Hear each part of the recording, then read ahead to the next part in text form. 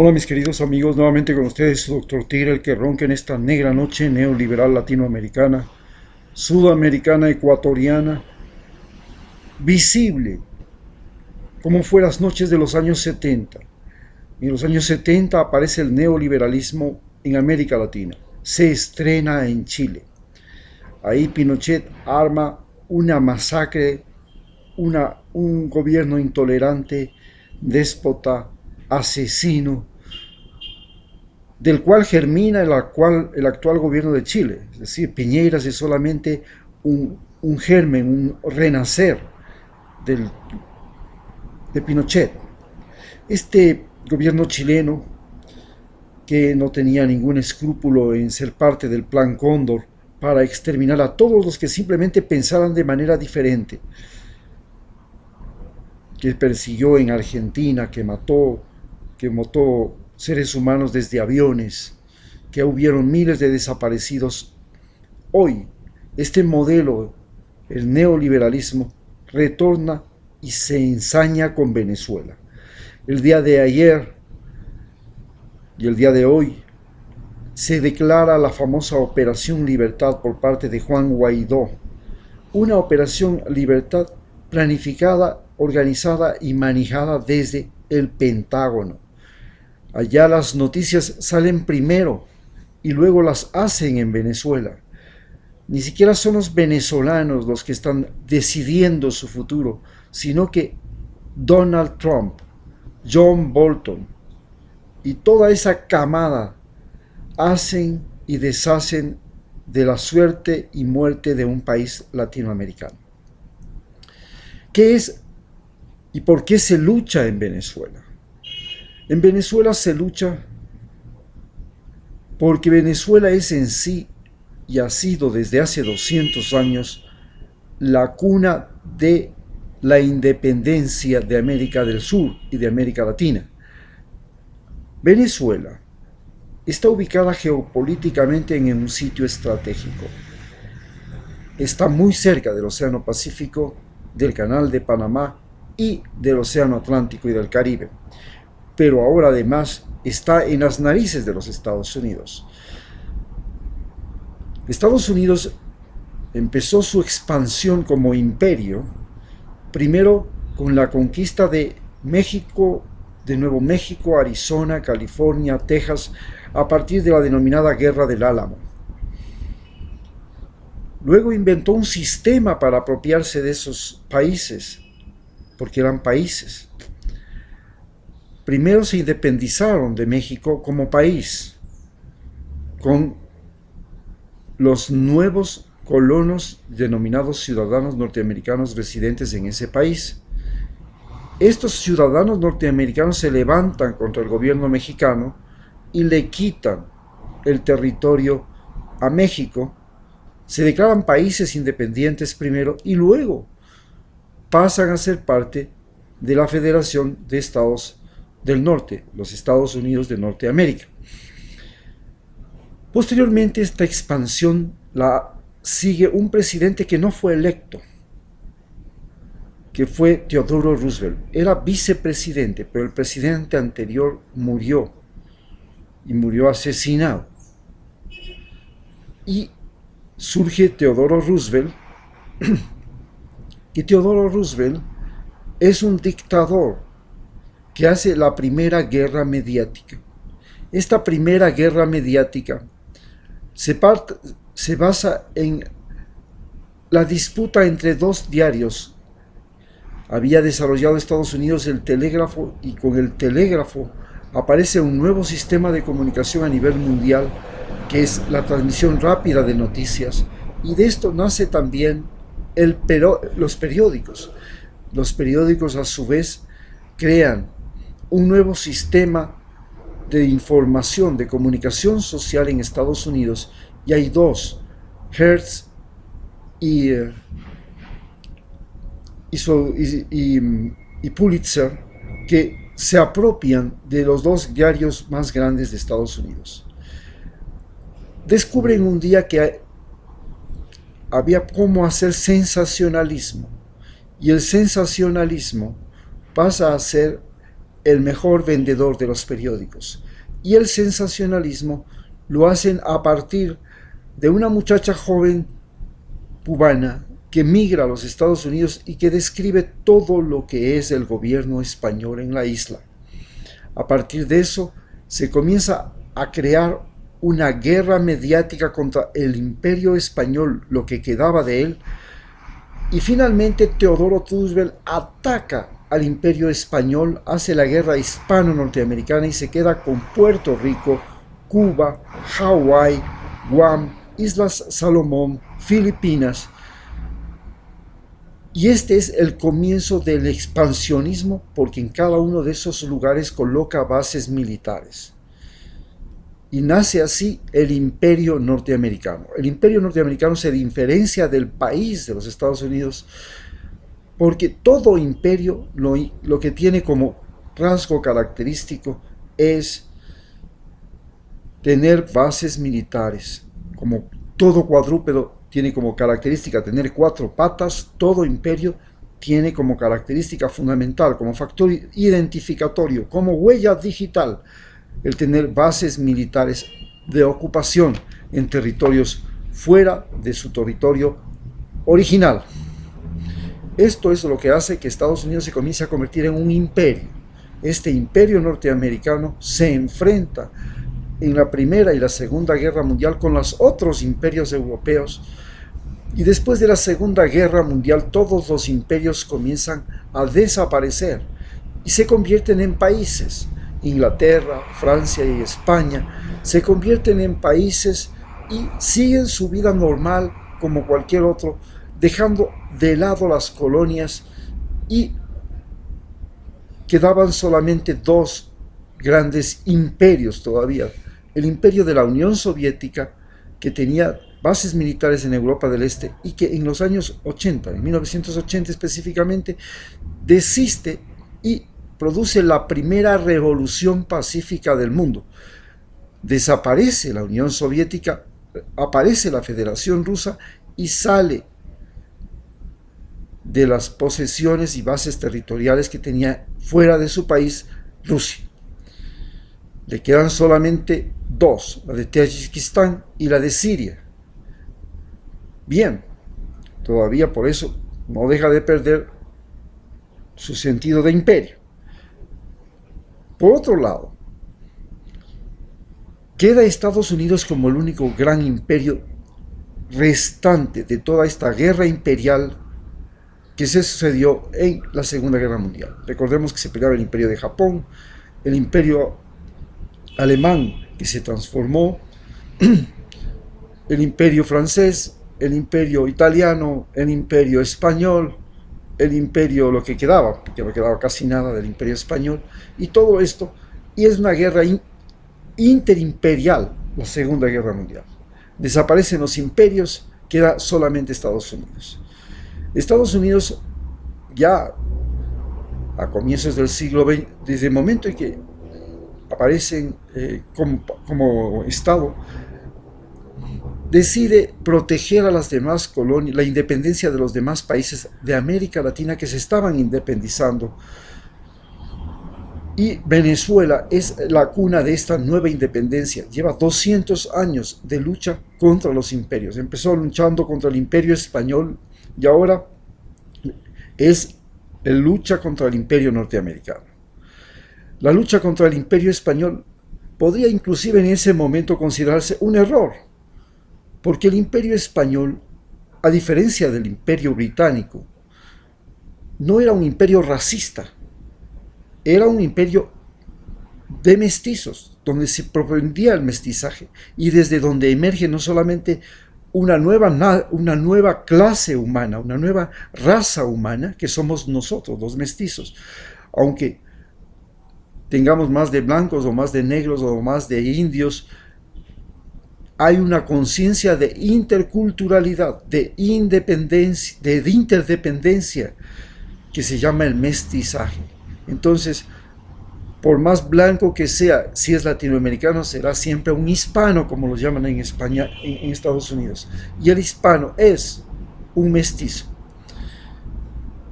esencialmente un mestizo que tiene una religión católica, un lenguaje mezclado, un lenguaje que combina el español de España con los dialectos propios y las palabras propias de América Latina, una religión que se llama sincrética, que mezcla y representa la religión de los astros, la religión de las montañas, les pone simplemente la imagen de Cristo y la imagen de Dios a las montañas y al sol, que eran los motivos de su adoración, de su agrupación social, de su vínculo.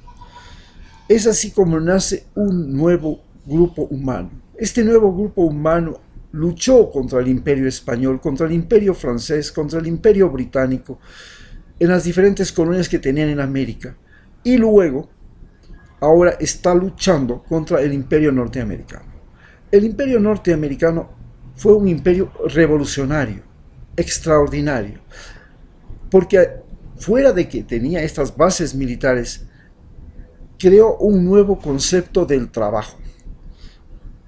Mientras que en todos los imperios anteriores, la forma de apropiación de la tierra, de la riqueza y de los seres humanos se basaba en la opresión, la brutalidad, la maldad, el uso de la violencia, el uso de las armas, el uso del hambre, el uso del sexo, de la humillación humana.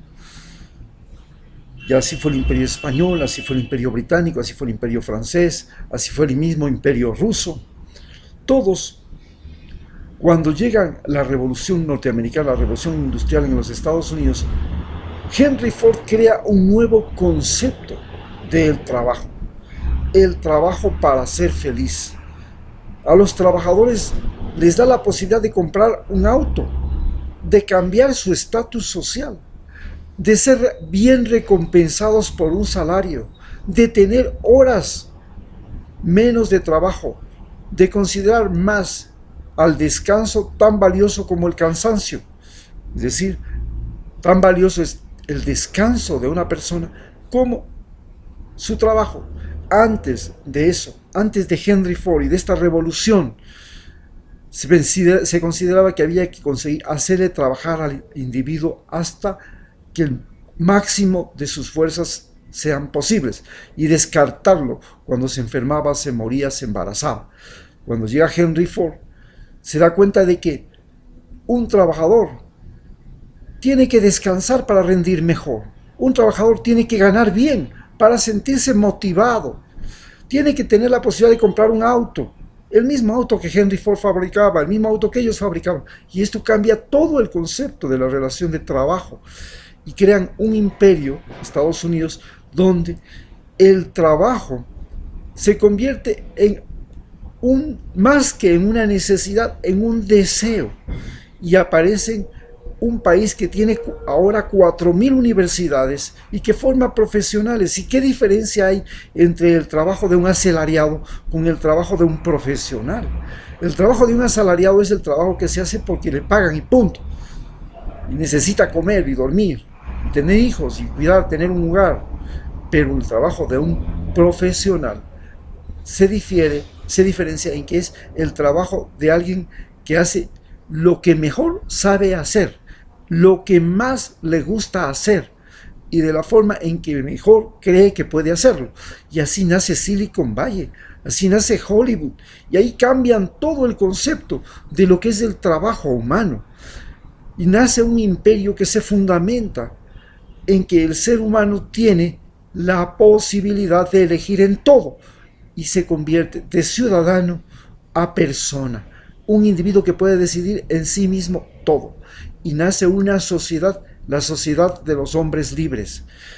Nace un concepto de libertad, mientras que para el concepto de libertad que proponía la Unión Soviética, que se fundamentaba en una reacción contra la invasión de Napoleón y después contra la invasión alemana, y que se fundamenta en la solidaridad, en el ayudarse y en el compartir para crear lo que se denomina el bien común, y a partir de eso abrir las posibilidades a todos los seres humanos en el sistema capitalista,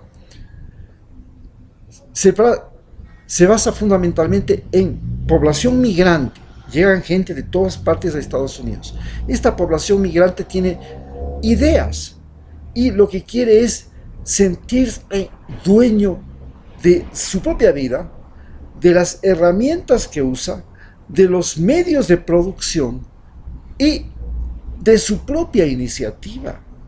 Y este es el motor que mueve Estados Unidos y este es el modelo que regala al mundo la libertad bajo este concepto. Y como consecuencia nos crea y nos trae a todos los seres humanos lo que se llama la libertad tecnológica, la libertad del avión, del automóvil, del televisor, del internet, de los recursos. Nos damos por primera vez cuenta que el ser humano no es solamente las dos piernas, las dos manos, la cabeza, las ideas y el trabajo, sino que es el único animal en el planeta que usa herramientas, desarrolla herramientas, inventa y crea, y le permite eso, estar en el espacio, dominar los mares, dominar los océanos. Y esta es la libertad que propone el imperio Estados Unidos. Pero se topa con un problema, que cuando él quiere desarrollar esta libertad necesita recursos, y estos recursos provienen de países donde las transnacionales, que es el sistema de dominación norteamericano, mientras que el sistema de dominación inglesa eran las casas comerciales británicas, el sistema de dominación, de ocupación de espacios fuera de su territorio, se basa en las transnacionales. Estas transnacionales utilizan a los ricos, a los ejércitos de esos países para obtener materias primas y trabajo barato, mano de obra barata, creando una población insatisfecha, una población miserable, una población humillada, una población desventajada, semianalfabeta, estúpida, a la que se le ha hecho estúpida. Los españoles nos conquistaron con el alcohol, los norteamericanos nos conquistaron con la televisión, nos lavaron el mate, nos hicieron drogadictos de la televisión, nos hicieron drogadictos del tabaco, que es la droga que ellos más venden y con la que conquistaron el mundo y que es la que más mata en el planeta Tierra. Entonces, entre los conquistadores españoles que nos hicieron alcohólicos y los conquistadores norteamericanos que nos hicieron fumadores y adictos a la televisión, nos han sometido, pero viene una reacción. Esta reacción produce gente que en su país es infeliz, teniéndolo todo. Por ejemplo, Ecuador, tenemos clima, vegetación, alimentos, belleza, sociabilidad, convivencia humana, tenemos todo, pero somos infelices y nos enseñan a ser infelices, y como consecuencia de ser infelices, básicamente porque no podemos tener riqueza, no podemos gastar como gasta un norteamericano y ganar como gana un norteamericano, nos convertimos en migrantes y nos largamos a España, a Francia, invadimos Estados Unidos, y este fenómeno que empieza y se manifiesta en Ecuador hoy es el fenómeno que produce la invasión latinoamericana a Estados Unidos, y los latinoamericanos se apropian de la frontera sur de Estados Unidos primero y luego de todas las calles de las grandes ciudades norteamericanas. ¿Cómo se apropian? Se apropian a través del narcotráfico, se apropian a través de los trabajos ocasionales, se apropian a través de los braceros, de los trabajos temporales. Y esta es la forma de invasión, porque en lugar de colocar a Estados Unidos bases militares en diferentes partes del mundo, hoy debería evolucionar y hacer lo que hizo Grecia. Grecia hizo que en cada lugar que conquistaba hacía las ágoras y el teatro, la ciencia, los juegos, deportivos se convirtieron en su manera de conquista. Hoy Estados Unidos debería colocar en todos los países, en lugar de bases militares, institutos tecnológicos que formen seres humanos capaces de crear su propia iniciativa, de ser dueños de sus propios medios de producción y de aprovechar los recursos de ese país para generar riqueza. Eso es lo que debería hacer Estados Unidos en lugar de tener bases militares, porque las bases militares son lugares donde se forman militares en cada país, donde se controla el desempeño de los militares de cada país, y estos militares de cada país a su vez no disparan contra un invasor externo, disparan contra su propia gente cuando se subleva. ¿Y contra quiénes se subleva esa gente? Se subleva contra los corruptos, contra los que hacen enriquecimiento rápido, contra los que se apropian de su trabajo pagándoles malos salarios, contra los que se apropian de su riqueza pagando mal por su petróleo, por su oro, por sus minas, los que se apropian de su agricultura y su ganadería pagando mal por sus productos ganaderos. Estos son los que están protegidos por este ejército norteamericano y estos ejércitos nacionales. Y es ahí donde viene el conflicto y donde nace el conflicto en Venezuela. Venezuela se levanta contra las transnacionales que quieren su petróleo, contra los ejércitos que pretenden llegar e imponerle al ejército bolivariano un nuevo orden, una nueva jerarquía, y obligarle al ejército bolivariano a servir a los ricos como siempre lo hizo, retornar al pasado, y eso no lo va a conseguir fácilmente. Esta es la gran lucha de Venezuela en este momento. Muchas gracias.